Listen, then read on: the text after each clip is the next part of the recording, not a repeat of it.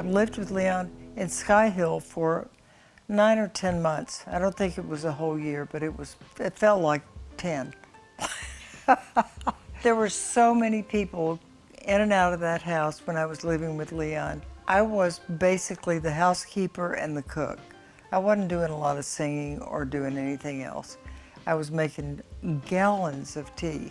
Rita, where's the tea? Where's the effing tea? And then I'm making beans and cornbread and collard greens and cooking everything, because there were always people coming through, and they were always hungry and thirsty. And then there's the story about Leon and his monkeys. Leon decided, because I wasn't ready to get married, and so I think that somewhere in Leon's heart he thought if we had the way some people would get a puppy, he wanted a monkey. So we went to a pet store in Los Angeles and bought this monkey, who they told us was a stump-tailed rhesus macaque, which he wasn't. And they said he was a baby, he was full grown, and was having none of us. So we took him home. His name was Harry. That monkey was so crazy.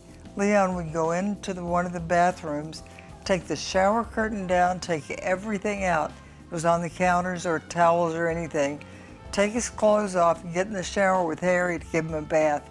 I would stand outside the bathroom and just hear the monkey screaming and hear him screaming, Harry. Hear something hit the door. There would be water coming off the ceiling. And Leon would be drenched and so frustrated.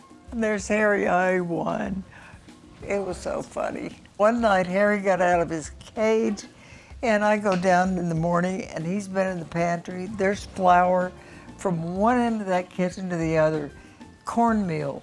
Everything was all over the floor and all over the counters, and there's one monkey in there. And he's like, what are you going to do about it? Leon, your monkey messed up the kitchen. So what did we do? We got another one. We got Salvador, who wore a little diaper and clothes, and Leon kept Salvador on his shoulder. So we had monkeys. We didn't have children. Aren't you glad you asked? They were so fast. I don't know if it was possible to take a picture of them.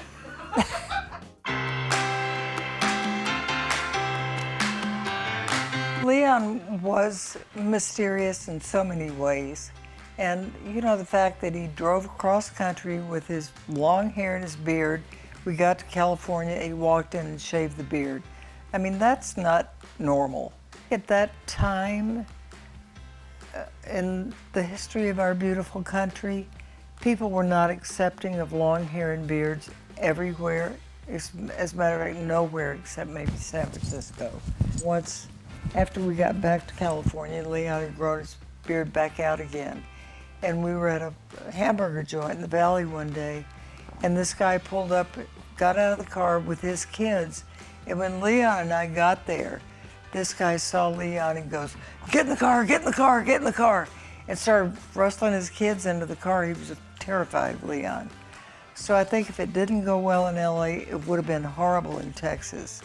I mean, I'm not sure it wouldn't be horrible in Texas now. You know, but Leon was kind of either over the top with his top hat and his bell bottoms and just flamboyant, or he was almost a recluse. So there were those two sides of Leon, and he was the only one that knew, I guess, when it was going to change. I never knew who I was going to get when I woke up in the morning. But it would be for a period of time, and then he would go into the other Leon. So it was kind of unnerving and unpredictable, to say the least. I never knew if we were going to have one monkey or two. Leon and I broke up, and it was years later. Connie Nelson and I went to see Leon play I think it was the Belly up in San Diego, and that's probably been 25, 30 years. And he was on his bus, and we got there late and had to sit on the side behind Leon's wall of monitors because he was almost deaf by then.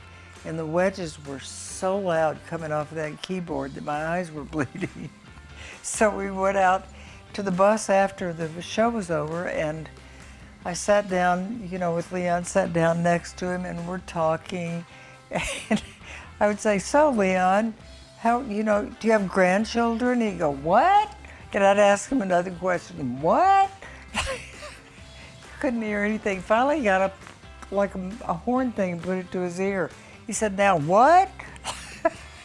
And I don't think he was wearing a hearing aid. I don't know if he did toward the end, because he didn't have that problem when we did the Mad Dogs Management reunion. He could hear everybody.